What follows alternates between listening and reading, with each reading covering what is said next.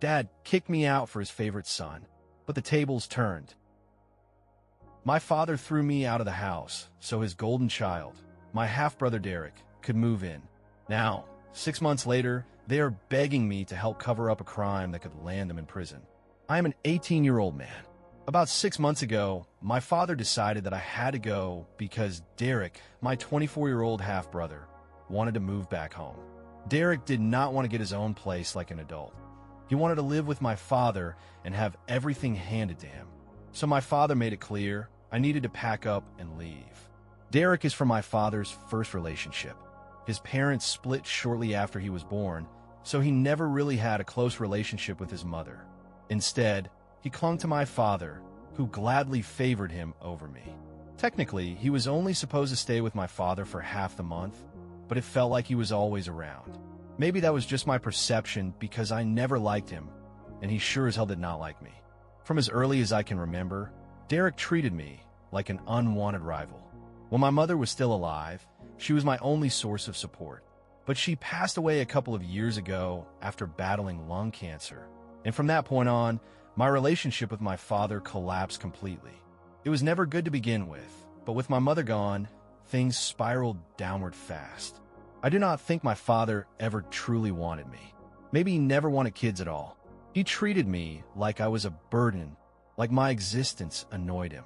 He was always irritated with me, yelling over the smallest things. Any attempt I made to win his approval was ignored or brushed off with cold indifference. But Derek? My father turned into a completely different person when he was around. He would suddenly become the ideal dad, the type that every kid dreams of having, just not for me. He pushed us to spend time together, even though we both made it clear that we could not stand each other. Derek resented me, saw me as competition, and I despised him because he made my life hell. As kids, Derek never missed a chance to mess with me. He was bigger, stronger, and knew he could push me around without consequences. My father never stopped him. Anytime I complained, I was told to toughen up. According to my dad, that was just how boys played, and if I did not like it, I was weak. So I stopped fighting back. I let it happen because I knew that standing up for myself would only make things worse. No matter what, I was always the one in the wrong. My father had made up his mind. Derek was the son he wanted, and I was just there. As we got older, Derek's bullying changed. He realized that physically pushing me around was not enough. So when he got to high school, he started using his friends to make my life even worse. Before that, school had been my escape. We were in different buildings, so he could not get to me. But once I entered middle school, that changed. Now, I had to deal with him and his friends humiliating me every chance they got. They spread ridiculous rumors, making everyone think I was slow. Upperclassmen knew me as Derek's idiot little brother. That was the reputation he gave me. People called me names, treated me like I was less than human. At that age, kids cared about their image, and being associated with me meant social suicide. Even friends I had known since elementary school started avoiding me. It was not until Derek graduated that I could finally breathe. But by then, I had already learned not to expect much for people. At home, it was just as bad. My father and Derek took every opportunity to remind me that I was nothing. The irony is I was not stupid. I did well in school, especially in science. But none of that mattered. My father did not care about my grades or my interests. Derek was a football player, an athlete, and on top of that, he was also a strong student. He was everything my father thought a son should be. Meanwhile, I was just average, and my father never let me forget it. My mother tried to defend me. She was the only one who ever did. But my father always managed to talk his way out of it, convincing her that he and Derek were just joking around. She wanted to believe the best in him, but she never saw him for who he really was. She loved him too much to realize how badly he treated me. Once Derek left for college, I thought things would get better. I was wrong. The bullying did not stop. It just changed. Without Derek around, my father simply ignored me. It was easier that way. At least when he insulted me, he acknowledged I existed. But then, right when I started to think I could finally have a normal home life, my mother got sick. The lung cancer diagnosis shattered everything. My mother was the only person holding our broken family together. and now she was slipping away. You would think that something like that would bring my father and me closer. But instead of stepping up and being there for her, my father pulled away. He stopped engaging with both of us. At first, he just withdrew, shutting himself off. Then, he became even more cruel than before. The only thing we ever had in common was that we both loved my mother. But the way he dealt with it was to pretend I did not exist. I tried to stay strong for her, but my father made that nearly impossible. Some days, he would not speak to me at all. Other days, he would lash out, saying things that cut deeper than anything Derek had ever done. I stayed quiet. I took it. I told myself that he was hurting too, that maybe this was just his way of dealing with everything. But deep down, I knew better. He had always been this way. My mother's illness just gave him an excuse to stop pretending. Then, one day, Derek came home for a visit. I braced myself for the worst, but to my surprise, he barely interacted with me. He did not go out of his way to make my life miserable. He was not friendly, but for once, he acted like a normal person. And at the time, that was the best treatment I had ever gotten from him. But when Derek left again, things at home continued to fall apart. My mother got worse, and my father sank deeper into his own world, leaving me to take care of everything. When she finally passed away, everything inside me broke. At first, my father barely reacted. He functioned. He went to work, came home, ate dinner, but he did not really exist. Meanwhile, I was the one handling everything. I made sure the house was clean, the bills were paid, and that life kept moving. But no matter what I did, it was never enough for him. Eventually, my father snapped out of it. He stopped ignoring me, but not in the way I had hoped. The drinking started, and with it came the insults, the belittling, the constant orders. I was not just a son anymore. I was the one who had to pick up the slack to run the house, to take over every responsibility my mother used to handle. And if I ever dared to complain, he would remind me that I was not paying rent, that I was lucky he even let me stay there. The only thing that kept me going was the thought of leaving for college. I had 1 year left, just one more year, and I could finally be free. But then Derek decided he was moving back home, and my father made his choice. He sat me down, looked me in the eye, and told me I needed to leave. Derek was coming back, and that meant there was no place for me anymore. I argued, but it did not matter. My father had already decided. I had 2 weeks to pack my things and get out, or he would call the police to remove me. And just like that, I was gone. My mother was already struggling with her illness, but instead of my father and me coming together to support her, he pulled even further away. Before her diagnosis, he at least acknowledged my existence, even if it was only to criticize me. But once we found out she was sick, he barely spoke to me at all. It was as if I had disappeared entirely from his life. I tried to be understanding. We were both grieving in our own ways, and maybe shutting me out was just how he coped. But deep down, I knew better. My father had always treated me like an inconvenience, and this was just another excuse for him to act like I did not exist. If anything, he seemed to hate me even more, as if my presence reminded him of everything he had lost. As my mother's condition worsened, so did my father's temper. He would either ignore me completely or lash out over the smallest things. There were times when his words cut so deep that I nearly broke down right then and there. I did my best to keep the peace. I stayed quiet, avoided provoking him, and just focused on making my mother's last days as comfortable as possible. When Derek came home from college, I noticed that, for once, he backed off. He was still cold, but at least he was not actively tormenting me. I did not expect kindness, but I appreciated the fact that, for a short time, he stopped making my life even harder. Life was already unbearable, but when my mother passed away, it only got worse. For the first couple of months, the house was eerily silent. My father functioned like a machine. He went to work, came home, ate his meals, and barely spoke a word to me. It was as if we were strangers living under the same roof. I took care of everything, cooking, cleaning, laundry, because if I did not, no one would. I worried about him, despite everything. I even called my grandparents, telling them that I thought he might be depressed. But they did not seem too concerned. Either they did not care, or like my father, they just did not care about me. After a few months, my father finally snapped out of his daze, but not in a good way. He started drinking more than usual, and with the alcohol came the insults. I could barely go a day without him finding something to criticize. If I did not cook, I was lazy. If I spoke, I was annoying. If I stayed out of his way, I was being disrespectful. I was still in school, but that did not stop him from dumping all the housework on me. Every responsibility my mother had, he pushed onto me instead. It did not matter if I had classes, homework, or my own life to manage. If I complained, he would just remind me that I was not paying rent and that I should be grateful he even let me stay. At that point, the only thing keeping me going was the thought of college. The idea of finally leaving that house for good was the only thing that gave me hope. I stopped thinking of it as home because it was not. My home had been with my mother, and without her, it was just a house I was forced to live in. I considered moving in with my mother's parents, but they lived too far away, and I still had a year of school left. It was not a realistic option, so I stuck it out, counting down the days until I could leave for good. But then a few months ago, my father found out that Derek was moving back home, and that was all it took. He did not care that I still had nowhere else to go.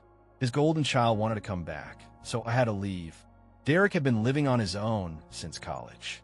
He got a job in another city and stayed there with his girlfriend. They only ever came back for the holidays, which was fine with me.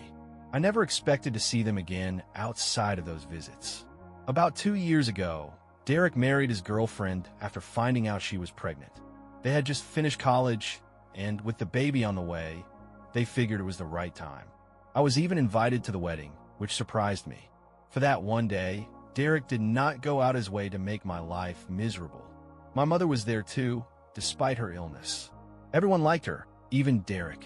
He was not close to his own mother, so my mom was probably the closest thing to a real maternal figure he had. His biological mother was already on her 4th marriage by the time he got married.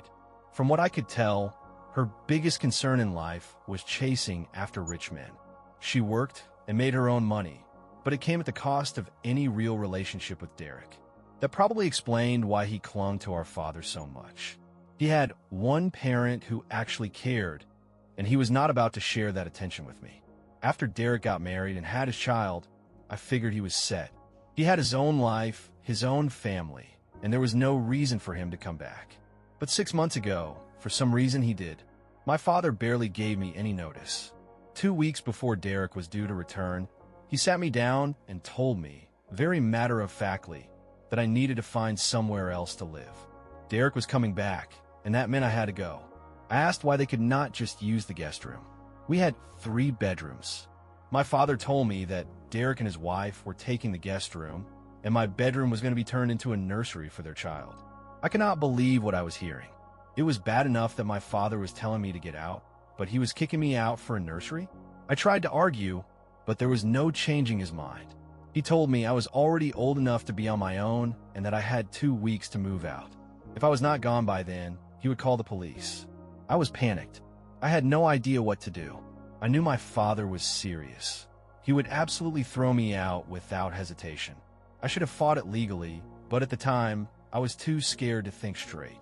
I rushed to find a place, but in the end, my only real option was moving in with my grandparents. It was not ideal. They lived far away, and I still had school to finish, but I had no choice.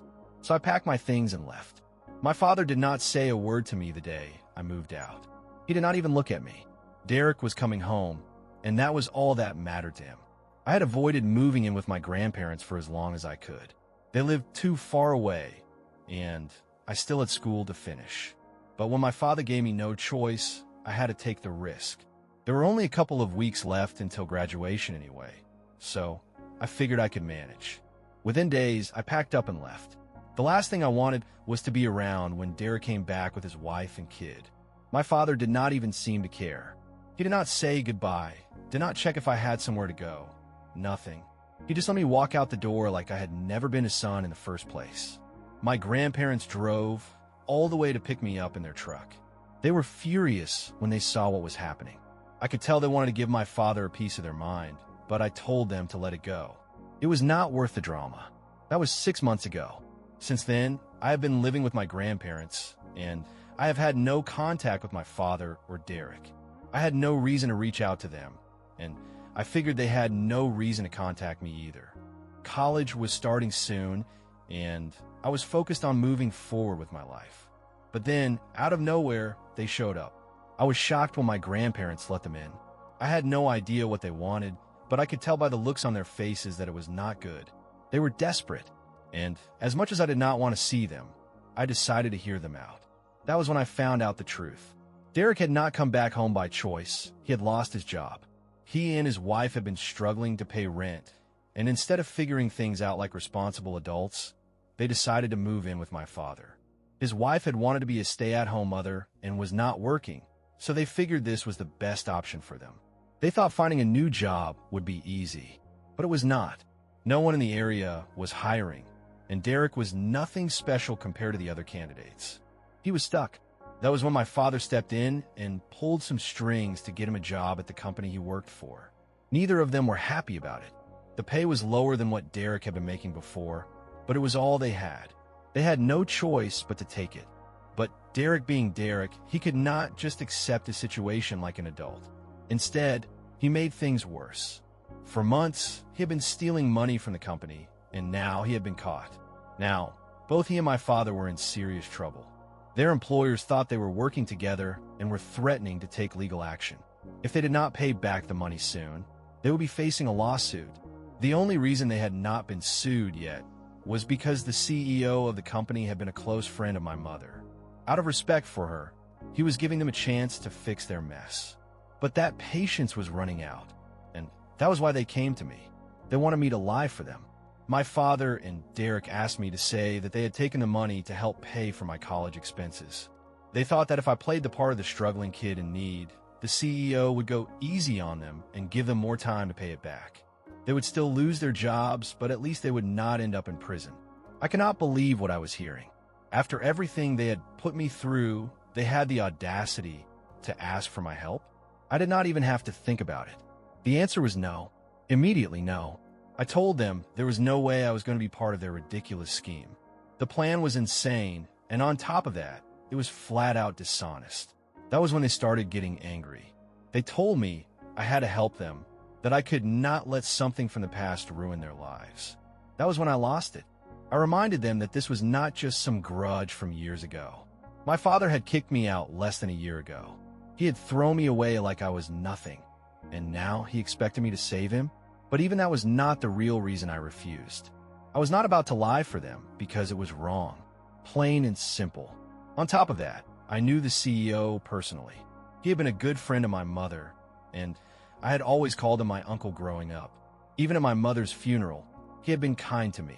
My mother had been the one who convinced him to hire my father when he had been struggling years ago. She had done everything she could to help him, and now my father and Derek were repaying that kindness by stealing from the very company that had helped them. And now, they want to drag me into it? I was disgusted. I told them that if they wanted to fix this, they needed to take responsibility for what they had done. Instead of trying to cover it up with more lies, they should focus on paying back the money before it was too late. If they got caught trying to manipulate the CEO, things would get even worse. They were lucky they were even being given a chance to make it right. But my father did not want to hear any of that. He snapped, telling me that he did not come here for a lecture. He wanted my help, not my opinion. That was when I told him flat out I was not getting involved. Then, something happened that I never expected. My father started crying. I had never seen him cry before, not once in my entire life. He told me that, no matter what had happened between us, I was still his son.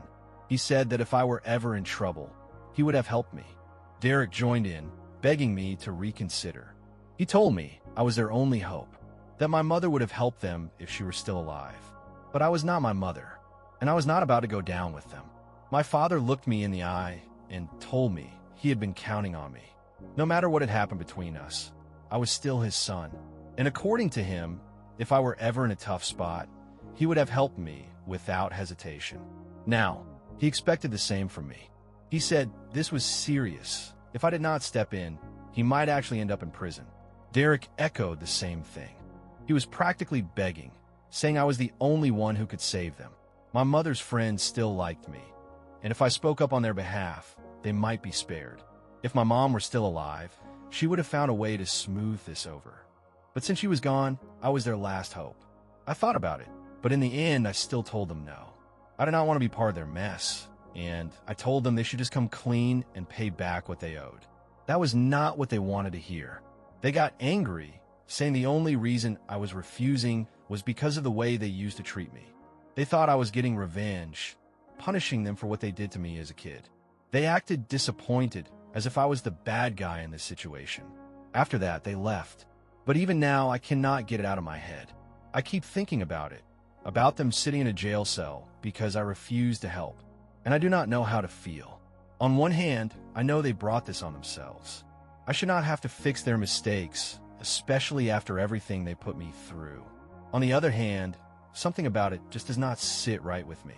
But if I lie for them, I'm not just breaking the law, I am betraying my mother's memory. I would be using her kindness, twisting it into something ugly, just to protect two people who never protected me. I'm running out of time to decide, but deep down I think I already know the answer. So, does refusing to help them make me a bad person? Update 1.